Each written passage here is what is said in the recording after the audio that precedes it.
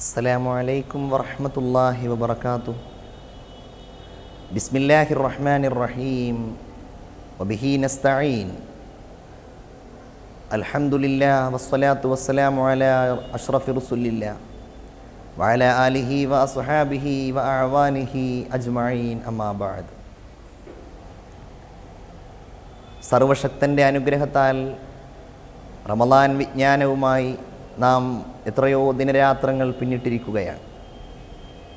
ദിനംപ്രതി ഈ വിജ്ഞാന പരിപാടി വീക്ഷിക്കുന്ന സഹോദരീ സഹോദരന്മാർക്ക് അള്ളാഹുവിൻ്റെ ദീനിൻ്റെ വൈജ്ഞാനികമായ ഒട്ടനേകം കാര്യങ്ങളെ പഠിക്കുവാനും അനാവരണം ചെയ്യുവാനും സാധിച്ചു. അൽഹംദുലില്ലാഹ്. ഇന്ന് നമ്മൾ സംസാരിക്കുന്ന സന്ദേശം ജലം അമൂല്യമാണ് എന്നതിനെ സംബന്ധിച്ചാണ്. വെള്ളത്തിന് മഹത്വമുണ്ട്, ശ്രേഷ്ഠതയുണ്ട്. അതിൻ്റെ സംഭരണത്തിലും വിനിയോഗത്തിലും സത്യവിശ്വാസികളായ ആളുകൾക്ക് മാതൃകയും നിർബന്ധമായ കാര്യങ്ങളുമുണ്ട്. അത്തരം സംഗതികളെ ഒന്ന് വിശകലനം ചെയ്യുന്നത് ഗുണകരമാവും എന്നാണ് എനിക്ക് തോന്നുന്നത്. മനുഷ്യ ശരീരത്തിൻ്റെ വലിയ ഒരു ഭാഗം, 4/3 ഭാഗവും ജലാംശമാണ്. ഈ ഭൂമിയുടെ 2/3 ഭാഗവും വെള്ളമാണ്. വെള്ളം ഒരിക്കലും മനുഷ്യന് മാറ്റി നിർത്താൻ കഴിയാത്ത ഒരു വസ്തുവാണ്. ഭക്ഷണമില്ലാതെ എത്രയോ കാലം മനുഷ്യന് താമസിക്കുവാൻ കഴിയുമെങ്കിലും വെള്ളം കുടിക്കാതെ കൂടുതൽ കഴിയുവാൻ മനുഷ്യന് കഴിയില്ല എന്നാണ് ശാസ്ത്രം പറയുന്നത്. കേരളത്തിലും ലോകാടിസ്ഥാനത്തിലും ജലസംഭരണത്തെക്കുറിച്ചും ജലസംരക്ഷണത്തെക്കുറിച്ചും ജലമലിനീകരണത്തെ സംബന്ധിച്ചുമെല്ലാം ചർച്ചകൾ നടക്കുകയാണ്. അന്താരാഷ്ട്ര തലത്തിൽ തന്നെ ലോക ജലദിനം ആഘോഷിക്കപ്പെടാറുണ്ട്. 2013 നമ്മളിപ്പോഴുള്ള ഈ വർഷം 2013 ലോക ജലസംരക്ഷണ വർഷമായിട്ട്, ജലസഹകരണ വർഷമായിട്ട് ആഘോഷിക്കപ്പെട്ടിട്ടുണ്ട്. നാം ഓർക്കുന്നത് ജലം എല്ലാവർക്കുമുള്ളതാണ് എന്നതാണ്.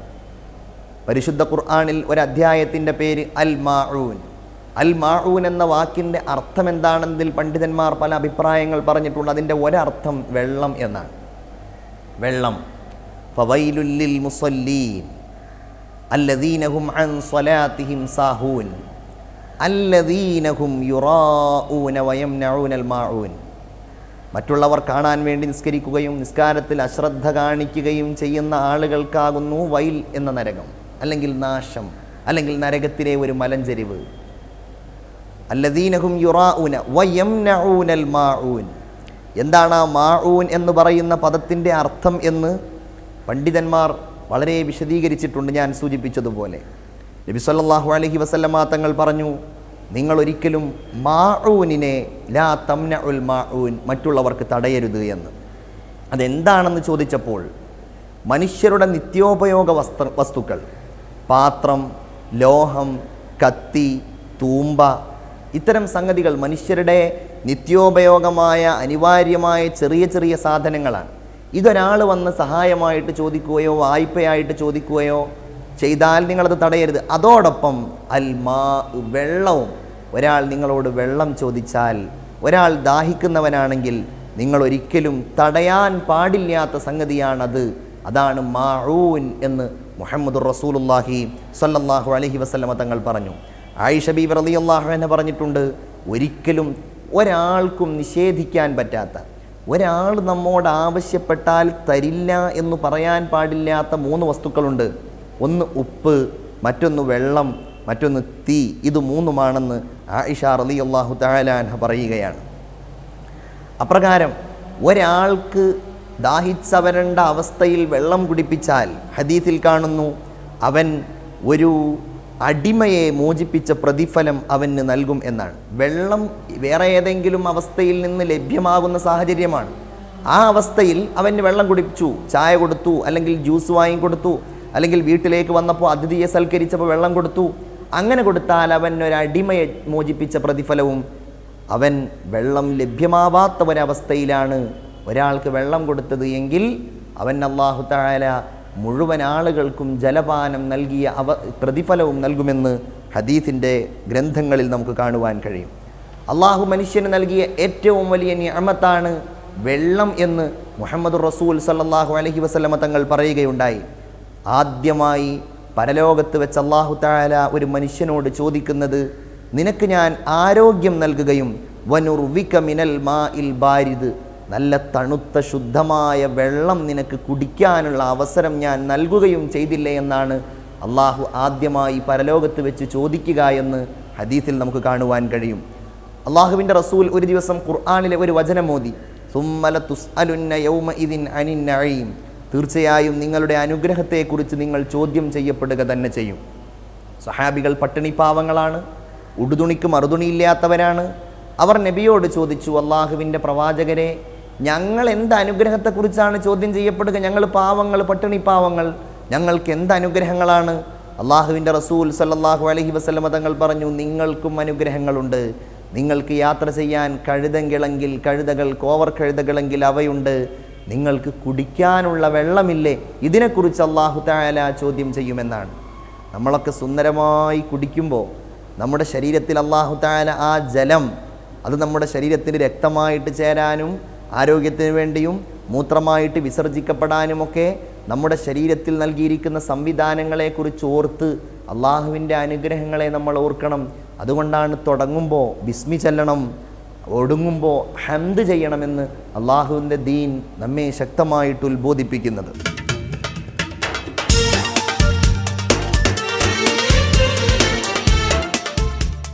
ഖുർആൻ വളരെ നന്നായിട്ടാണ് മഴയെയും വെള്ളത്തെയും പരാമർശിച്ചിട്ടുള്ളത്.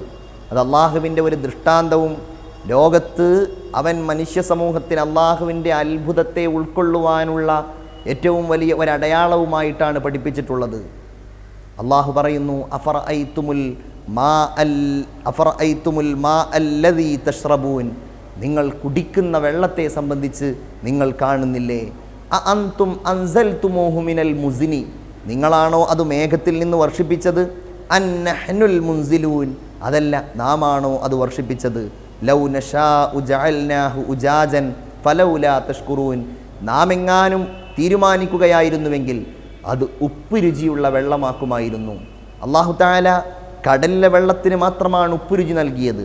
മനുഷ്യർക്ക് കുടിക്കാൻ കിണറുകളിൽ, ഭൂമിയുടെ അടികളിലൂടെ ഉറവകളായി, അരുവികളായി, തോടുകളായി, പുഴകളായി അല്ലാഹു തആല വെള്ളത്തിൻ്റെ വ്യത്യസ്തങ്ങളായ സ്രോതസ്സുകൾ നൽകിയത് മനുഷ്യർക്കതിൽ ഒരു പങ്കുമില്ല എന്ന അള്ളാഹുവിൻ്റെ പ്രഖ്യാപനമാണ്. അത് അള്ളാഹുവിന് മാത്രം കഴിയുന്ന ഒന്നാണ്. അല്ലാഹു തആല അവൻ്റെ ഒരവകാശമായി അല്ലാഹുല്ലദീ യുർസിലുർ റിയാഹ ബുശ്റം ബൈന യദൈ റഹ്മതി, അവൻ്റെ അനുഗ്രഹത്തിൻ്റെ സന്തോഷവാർത്ത അറിയിച്ചുകൊണ്ട് മേഘങ്ങളെ കാറ്റുകളിലൂടെ വഹിച്ചു പോകുന്നവൻ അള്ളാഹുവാണ്. എന്നിട്ട് ആ അള്ളാഹുവാണ് നിർജീവമായിരിക്കുന്ന ഇടങ്ങളിൽ, ഭൂമികളിൽ മഴ വർഷിപ്പിക്കുന്നത്. എന്നിട്ടാണ് അവൻ ഈ ഭൂമിയിൽ നിന്നും മുകുളങ്ങളെ മുളപ്പിക്കുന്നത്, ചെടികളെ മുളപ്പിക്കുന്നത്. ആകാശത്ത് നിന്ന് കോരിച്ചെരിയുന്ന മഴ നാം വർഷിപ്പിച്ചു. പിന്നെ ഭൂമിയെ നാം കീറി മുറിച്ചു. فأنبتنا فيها حبا وعنبا وقلبا وزيتونا ونخلا وحدائق غلبا وفاكهة وأبا, പഴങ്ങളായി, ഫലങ്ങളായി, ഈത്തപ്പഴങ്ങളായി, മുന്തിരികളായി നിങ്ങൾക്കങ്ങനെ ഭൂമിയിൽ നിന്ന് നാം നൽകുന്നു. എല്ലാം വെള്ളത്തിലൂടെ ഉണ്ടാകുന്നതാണ്. വെള്ളമില്ലെങ്കിൽ കൃഷിയില്ല, വെള്ളമില്ലെങ്കിൽ പഴങ്ങളില്ല, ഫലങ്ങളില്ല. ഏതു മരവും വളരാൻ അനിവാര്യമായ ഒന്നാണ് വെള്ളം. ആ വെള്ളം അല്ലാഹു തആല നൽകുന്ന അമൂല്യമായ ഒരു അനുഗ്രഹമാണെന്ന് തിരിച്ചറിയുന്നിടത്താണ് നാം വിജയിക്കുന്നത്. പ്രപഞ്ചമുണ്ടായത് വെള്ളത്തിൽ നിന്നാണ്, ജീവനുണ്ടായത് വെള്ളത്തിൽ നിന്നാണ്, മനുഷ്യനുണ്ടായത് വെള്ളത്തിൽ നിന്നാണ്. അല്ലാഹു തആല നാളെ സ്വർഗത്തിൽ ചെന്നാൽ ആ സ്വർഗവാസികൾക്ക് അനുഗ്രഹമായി നൽകുന്നതും വെള്ളമാണ് എന്ന് ഖുർആൻ പറയുന്നുണ്ട്. യുഫജ്ജിറൂനഹാ തഫ്ജീറ, വലിയ വലിയ അരുവികൾ, പുഴകൾ, തേനിൻ്റെയും പാലിൻ്റെയും വെള്ളത്തിൻ്റെയും ഒക്കെ മനോഹരമായ പുഴകൾ. ആ പുഴകൾ അവരുടെ ഇഷ്ടാനുസരണം അവർ ഒഴുക്കുന്നു. വസഖാഹും റബ്ബുഹും ശറാബൻ തഹൂറ, ശുദ്ധമായ വെള്ളം സ്വർഗവാസികൾക്ക് അല്ലാഹു തആല കുടിക്കാൻ അവസരം നൽകുകയും ചെയ്യുന്നു. നരകവാസികൾ സ്വർഗവാസികളോട് വെള്ളം ആവശ്യപ്പെടുമെന്ന് ഖുർആനിലെ ഒരു വചനത്തിലുണ്ട്. വനാദ അസ്ഹാബുന്നാരി അസ്ഹാബൽ ജന്ന, സ്വർഗവാസികളായ ആളുകളെ നരകവാസികളായ ആളുകൾ വിളിക്കുന്നു. എന്നിട്ട് അവർ ആവശ്യപ്പെടുന്നു, അൻ അഫീലു അലൈന മിനൽ മാ ഔ മിമ്മാ റസഖകുമുല്ലാഹ്, അല്ലാഹു തആല നിങ്ങൾക്ക് നൽകിയ വെള്ളത്തിൽ നിന്നോ നിങ്ങൾക്ക് നൽകിയ വിഭവസമൃദ്ധമായ ആഹാരത്തിൽ നിന്നോ വല്ലതും ഞങ്ങൾക്ക് തരേണമേ എന്ന് നരകവാസികൾ സ്വർഗവാസികളോട് ആവശ്യപ്പെടുമെന്ന് അല്ലാഹു തആല ഖുർആനിൽ പറഞ്ഞിട്ടുണ്ട്.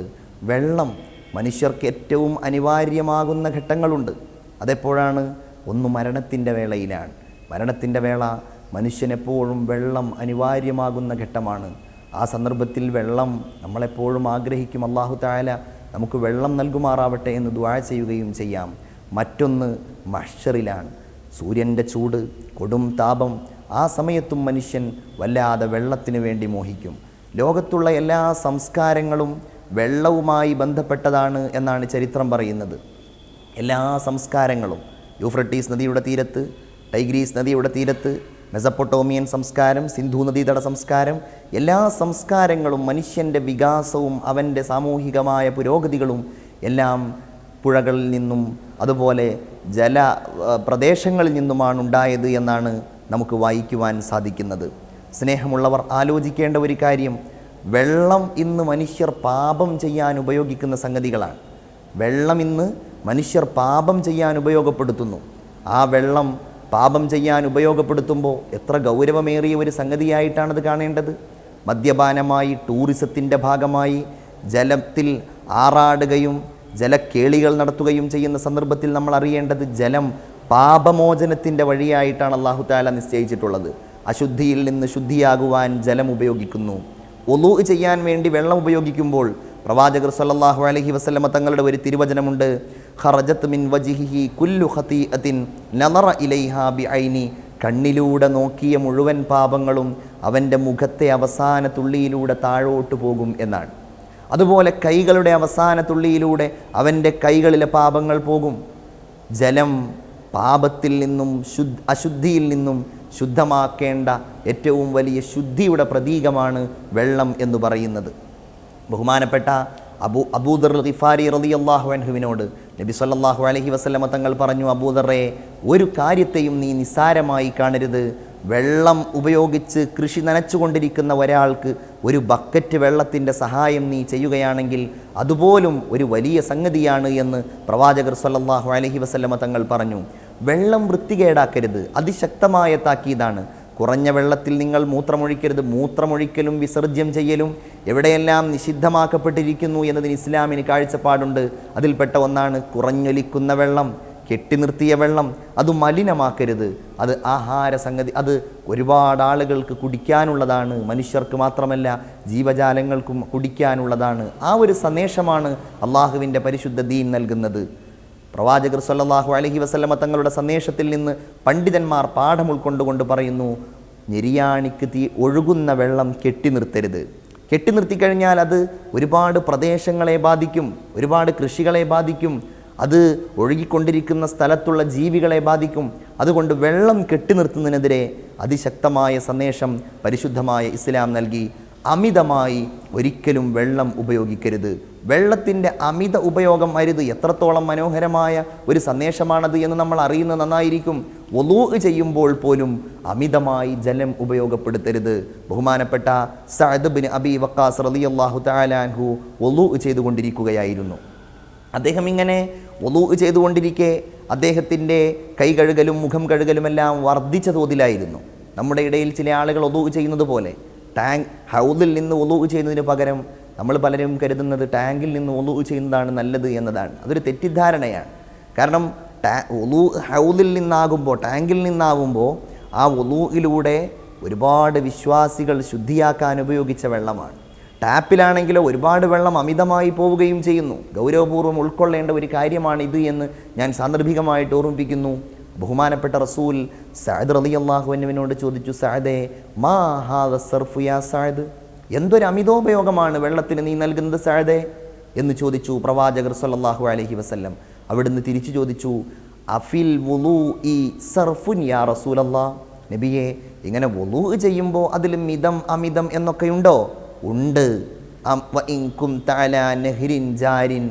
നീ ഒരു ഒഴുകിക്കൊണ്ടിരിക്കുന്ന വെള്ളത്തിൽ നിന്നാണ്, ഒരു പുഴയിൽ നിന്നാണ് നീ വുളൂ ചെയ്യുന്നത് എങ്കിലും നീ ഗൗരവപൂർവമായിട്ട് മാത്രമേ ആ വെള്ളം ഉപയോഗപ്പെടുത്താവൂ എന്ന് പ്രവാചകർ സല്ലല്ലാഹു അലൈഹി വസല്ലമ തങ്ങൾ പറയുകയുണ്ടായി.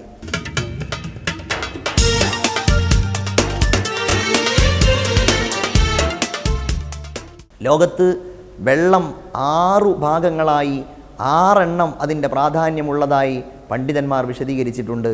അഫ്ളലുൽ മിയാഹി മാഉൻ ഖദ് നബഅ മിൻ ബൈനി അസ്വാബിഇൻ നബിയിൽ മുത്തബഅ. ലോകത്തെ ഏറ്റവും പരിശുദ്ധമായ വെള്ളം റസൂലുള്ളാഹി സ്വല്ലല്ലാഹു അലൈഹി വസല്ലമ തങ്ങളുടെ കൈവിരലുകളിൽ നിന്ന് പൊട്ടിയൊലിച്ച വെള്ളമാണ്. ഒരു യുദ്ധം കഴിഞ്ഞ് മടങ്ങി വരുന്ന വേളയിൽ വെള്ളമില്ല, കുടിക്കാനും കുളിക്കാനും വുളൂ ചെയ്യാനും വെള്ളമില്ല. എല്ലാവരും ആകെ പേടിച്ച് വിഹ്വലരായി നബിയോട് ചെന്ന് പരാതിപ്പെട്ടപ്പോഴാണ് അള്ളാഹുവിൻ്റെ റസൂൽ നിങ്ങളുടെ ആരുടെയെങ്കിലും അടുക്കൽ ഒരു അല്പമെങ്കിലും വെള്ളമുണ്ടോ എന്ന് ചോദിച്ചു. ഒരു തോൽപാത്രത്തിൽ ഒരൽപ്പം വെള്ളവുമായിട്ട് വന്നപ്പോൾ ആ തോൽപാത്രത്തിലേക്ക് അവിടുത്തെ കൈകളങ്ങ് താഴ്ത്തി വെക്കുകയും ഫനബഅ മിൻ ബൈനി അസ്വാബിഇൽ മാ, നബിയുടെ കൈവിരലുകൾക്കിടയിലൂടെ വെള്ളം പൊട്ടി ഒഴുകുകയും ചെയ്തു എന്ന് ഹദീസിൽ നമുക്ക് വായിക്കുവാൻ സാധിക്കുന്നു. ഏറ്റവും ശുദ്ധമായ വെള്ളം സ്വഹാബികൾ പറയുകയായിരുന്നു. ആയിരക്കണക്കിന് സ്വഹാബികൾ ഉണ്ടായിട്ടും അവർക്ക് കുടിക്കാനും കുളിക്കാനും സൂക്ഷിച്ചു വെക്കാനും ആ വെള്ളം അവരെ സഹായിച്ചു. ഫഅഫ്ളലുൽ മിയാഹി മാഉൻ ഖദ് നബഅ മിൻ ബൈനി അസ്വാബിഇൻ നബിയിൽ മുത്തബഅ യലീഹി മാഉ സംസമിൻ ഫൽ കൗസറു. പിന്നെയുള്ളത് ലോകത്തെ ഏറ്റവും ശുദ്ധമായ തീർത്ഥം സംസമാണ്. മഹദിയായ ഹാജർ റളിയല്ലാഹു തആല അൻഹയുടെ പ്രാർത്ഥനയുടെ ഉത്തരമായി ഇസ്മായിൽ അലൈഹിസ്സലാമിൻ്റെ പാദത്തിൻ്റെ താഴെയായി അല്ലാഹു തആല ഒഴുക്കിയ സംസം എന്ന മനോഹരമായ ഉജ്ജ്വലമായ തീർത്ഥം, അത് ലോകത്ത് കോടിക്കണക്കിന് ആളുകൾ ദിനം പ്രതി പാനം ചെയ്തുകൊണ്ടേയിരിക്കുന്നു. ഒരൽപ്പം പോലും കുറയാതെ അള്ളാഹുവിൻ്റെ ഏറ്റവും വലിയ ആസ്തിക്യത്തിൻ്റെ ദൃഷ്ടാന്തത്തിൻ്റെ അടയാളമായിട്ടുള്ള സംസം എന്ന വെള്ളം 2ാം സ്ഥാനത്ത് നിൽക്കുന്നു. അതിനുശേഷമാണ് ഹൗദുൽ കൗസറിലെ വെള്ളം.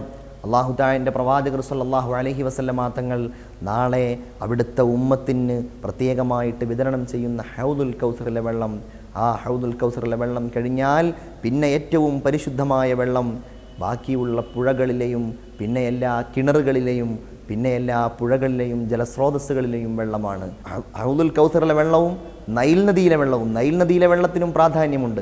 ഒരുപാട് പ്രവാചകന്മാരുടെ പാദസ്പർശനം കൊണ്ട്, പ്രത്യേകിച്ച് കലീമുല്ലാഹി മൂസ അലൈഹിസ്സലാമിൻ്റെ പാദസ്പർശനം കൊണ്ട്, അവിടുത്തെ ഓർമ്മകൾ കൊണ്ട് നൈലിൻ്റെ തീരങ്ങൾ എപ്പോഴും ധന്യമായതായി ചരിത്രം നമ്മെ പഠിപ്പിക്കുന്നുണ്ട്. അതുകൊണ്ട് വെള്ളത്തിൻ്റെ ഉപയോഗത്തിലും വിനിയോഗത്തിലും നാം പരിപൂർണമായും കൃത്യത പാലിക്കുന്നവരാവുക. നാം അത് അമിതമായി ഉപയോഗിക്കാത്തവരും ശുദ്ധമായി ജലത്തെ സംരക്ഷിക്കുന്നവരുമാവുക. വെള്ളം മഴ വർഷിക്കുകയാണ്, പക്ഷേ മഴവെള്ളം പലപ്പോഴും മാലിന്യങ്ങളുമായി കൂടിച്ചേർന്ന് നമുക്ക് ദുരന്തം വിതക്കുകയാണ്. നമ്മൾ ജലസംഭരണികൾ ഉണ്ടാക്കുവാനും ജലം സംരക്ഷിക്കുവാനുമൊക്കെ ഗവൺമെൻറ് തലങ്ങളിൽ നമുക്ക് ഉത്തരവുകളും മറ്റുമൊക്കെ വരുമ്പോഴും നമ്മൾ പലപ്പോഴും അത് ശ്രദ്ധിക്കാറില്ല. വീടിൻ്റെ മേൽക്കൂരകളിലൂടെ ഒലിച്ചിറങ്ങുന്ന വെള്ളമൊക്കെ നമുക്ക് സുഖസുന്ദരമായിട്ട് ഉപയോഗപ്പെടുത്താവുന്നതാണ്. അങ്ങനെ ഉപയോഗപ്പെടുത്തി അല്ലാഹു തആല നമുക്ക് നൽകിയ ഈ അമൂല്യമായ അനുഗ്രഹത്തെ തലമുറയിലേക്ക് കൈമാറുന്ന ഒരവസ്ഥ നമ്മൾ സൃഷ്ടിച്ചെടുക്കണം. വെള്ളം അമൂല്യമാണെന്ന ഓർമ്മയോടുകൂടെ നമ്മളത് ഉപയോഗിച്ചാൽ മാത്രമേ കാലങ്ങളോളം ജലം ഒരു സമ്പത്തായി നമ്മുടെ കൂടെ ഉണ്ടാവുകയുള്ളൂ. ഇത് അള്ളാഹുവിൻ്റെ ദീനിൻ്റെ വഴിയാണ്, മാർഗമാണ്, അവൻ്റെ കൽപ്പനക്കനുസൃതമായാണ് നമ്മൾ ചെയ്യുന്നത് എന്ന ഓർമ്മ സദാസമയവും നമുക്കുണ്ടാകുന്നത് നന്നായിരിക്കും. ഒരു സംഭവം കൂടെ ഉണർത്തി ഇന്നത്തെ ഈ സംസാരം ഇവിടെ അവസാനിപ്പിക്കുകയാണ്. നൈൽ നദിയുടെ ഒരു ഓർമ്മയാണത്. നൈൽ നദിക്കൊരു സ്വഭാവമുണ്ടായിരുന്നു. നൈൽ നദി പഴയകാലത്ത് ഉമറുൽ ഫാറൂഖ് റളിയല്ലാഹു തആല അൻഹു രാജ്യം ഭരിച്ചിരുന്ന കാലത്ത് അദ്ദേഹം അവിടെ ഏൽപ്പിച്ചിരുന്ന ഗവർണർ ഒരിക്കൽ കത്തെഴുതുകയാണ്. ഈ നൈൽ നദിയുമായി ബന്ധപ്പെട്ട ഒരു ആചാരമുണ്ട് ഖലീഫ. ആ ആചാരം ഇതാണ്: നൈൽ നദി പെട്ടെന്ന് ഒഴുകാതെയാവും. വെള്ളം കൂടും, പരിസരങ്ങൾ ജലത്തിൽ മൂടും. അവസാനം ആ നാട്ടിൽ നിന്ന് നറുക്കിട്ടെടുത്ത് ഒരു പെൺകുട്ടിയെ ആഭരണ വിഭൂഷിതയായി കൊണ്ട് ആ പെൺകുട്ടിയെ നൈൽ നദിയിലേക്ക് വലിച്ചെറിഞ്ഞാലേ ആ നദിയിൽ നിന്ന് ഒഴുക്ക് തുടരുകയുള്ളൂ. ഉമറുൽ ഫാറൂഖ് റളിയല്ലാഹു തആല അൻഹു ഈ വിവരമറിഞ്ഞപ്പോൾ അദ്ദേഹം തൻ്റെ അടുക്കൽ വന്ന ദൂതൻ്റെ അടുക്കൽ ഒരു കത്ത് കൊടുത്തയച്ചു. എന്നിട്ട് പറഞ്ഞു, ഈ കത്ത് നിങ്ങൾ നൈൽ നദിയിലേക്ക് വലിച്ചെറിയണം. ആ കത്ത് അവർ നോക്കിയപ്പോൾ ആ കത്തിലുണ്ടായിരുന്നത് അള്ളാഹുവിൻ്റെ അടിമയായ ഉമറിൽ നിന്ന് നൈലിനുള്ള കത്താണിത് എന്നാണ്. നൈൽ, നീ നിൻ്റെ ഇഷ്ടപ്രകാരമാണ് ഒഴുകുന്നത് എങ്കിൽ നീ ഒഴുകാതിരിക്കുക. അതല്ല, അള്ളാഹുവിൻ്റെ തീരുമാനപ്രകാരമാണ് നീ ഒഴുകുന്നത് എങ്കിൽ തീർച്ചയായും നീ ഒഴുകണം. അള്ളാഹുവിൻ്റെ കൽപ്പന പ്രകാരം നീ ഒഴുകണം എന്നൊരു കത്തായിരുന്നു അത്. നൈൽ നദിയുടെ ഈ ഓർമ്മകൾ നമ്മുടെ നാടുകളിലുള്ള പുഴകളും നദികളുമൊക്കെ നമ്മൾ നൽകുന്ന ദുരന്തങ്ങൾ കാരണം വറ്റി വരളുമ്പോൾ അത് അപകടം സൃഷ്ടിക്കും നമുക്കും നമ്മുടെ തലമുറക്കുമെന്ന് നമ്മൾ ഓർക്കുക. ജലം സംരക്ഷിക്കുവാനും സംഭരിക്കുവാനും ജലം മാലിന്യമുക്തമാക്കുവാനും നാം പ്രതിജ്ഞയെടുക്കുക. സർവശക്തനായ അള്ളാഹു ഈ റമദാനിൽ വെള്ളമാണ് നമ്മൾ തടഞ്ഞു നിർത്തുന്നത്, പാനീയമാണ് നമ്മൾ തടഞ്ഞു നിർത്തുന്നത്, പാനം ചെയ്യാതെയാണ് പ്രധാനമായും നമ്മൾ നോമ്പനുഷ്ഠിക്കുന്നത്. ആ റമദാനു ഷരീഫിൻ്റെ ബറക്കത്ത് കൊണ്ട് അല്ലാഹു തആല നമ്മൾ ജലസമൃദ്ധി കൊണ്ട് നമ്മെ അനുഗ്രഹിക്കുമാറാവട്ടെ എന്ന പ്രാർത്ഥനയോടെ ഇന്നത്തെ ഈ സന്ദേശം ഇവിടെ അവസാനിപ്പിക്കുന്നു. വആഖിറു ദഅ്വാനാ അൽഹംദുലില്ലാഹി റബ്ബിൽ ആലമീൻ. അസ്സലാമു അലൈക്കും വറഹ്മത്തുള്ളാഹി വബറകാതുഹു.